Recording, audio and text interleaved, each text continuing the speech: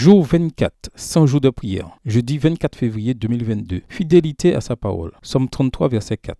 Car la parole de l'Éternel est droite et toutes ses œuvres s'accomplissent avec fidélité. La semence, c'est la parole de Dieu. Toute semence a en soi un germe de vie dans lequel est cachée la vie de la plante. La parole de Dieu est aussi un facteur de vie. Les paroles que je vous ai dites fait remarquer Jésus, son esprit est vie. Celui qui écoute ma parole et qui croit à celui qui m'a envoyé a la vie éternelle. Chaque commandement, chaque promesse de la Bible renferme une puissance, la vie même de Dieu qui nous donne le pouvoir d'obéir aux commandements et de transformer la promesse en réalité. Celui qui, par la foi, reçoit la parole, reçoit la vie même et le caractère de Dieu. Toute semence porte en elle du fruit selon son espèce. Mise en terre dans des conditions normales, la graine manifestera sa vitalité dans la plante qui sortira d'elle. Reçue dans votre âme par la foi, l'incorruptible semence de la parole de Dieu produira une vie et un caractère conforme au caractère et à la vie de Dieu. Les systèmes philosophiques ou les productions littéraires les plus admirables ne sauraient satisfaire le cœur humain. Les affirmations et les inventions de l'homme sont sans valeur. Seule la parole de Dieu doit parler aux âmes. Puis ceux qui sont lassés des traditions, des maximes et des théories humaines entendent la voix de celui dont la parole peut communiquer la vie éternelle. Question venant du fond du cœur. Est-ce que vous semez la semence, la parole de Dieu, chez ceux que vous côtoyez? Recevez-vous la parole de Dieu par la foi? Rappelez-vous qu'il y a une puissance dans la parole de Dieu et que la vie même de Dieu est sans ses paroles.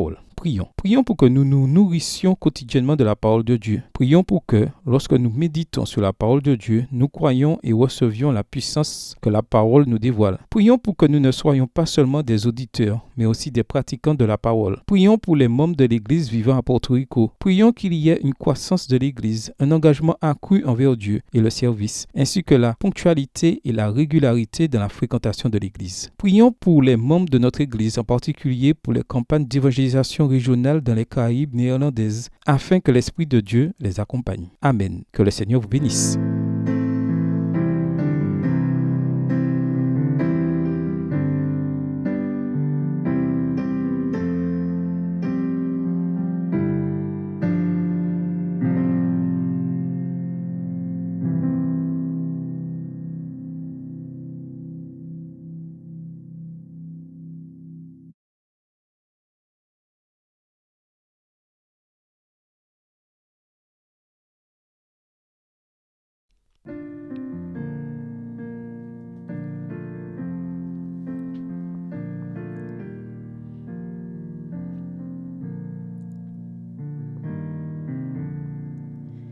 Toi la source de bénédiction, que mon cœur chante ta grâce.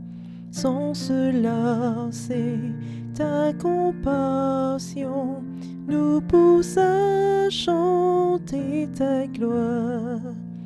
Apprends-moi à toujours t'adorer, que je célèbre ta bonté, tandis que j'attends ton retour, plein de joie, rempli d'amour. Toi mon refuge et mon secours, sur ton aide je peux compter.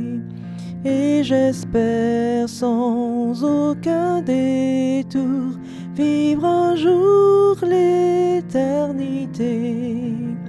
Jésus m'a cherché, errant loin de Dieu, il m'a trouvé, ramené pour me protéger du danger. C'est son sang qui m'a sauvé.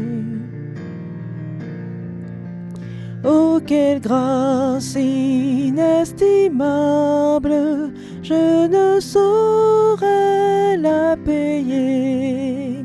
Comme des liens inébranlables, qu'à toi je reste attaché. Plutôt que d'être tenté loin de toi, risquant de perdre ton amour, je t'en prie, Seigneur, prends mon cœur, qu'il soit à toi pour toujours.